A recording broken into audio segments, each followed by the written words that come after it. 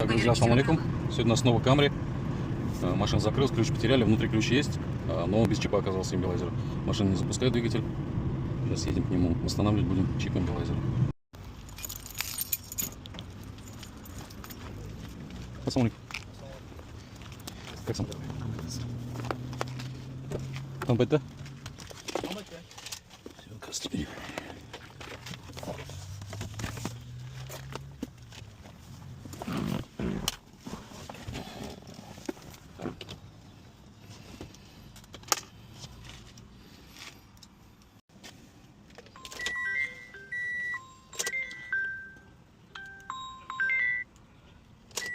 Да, Алло.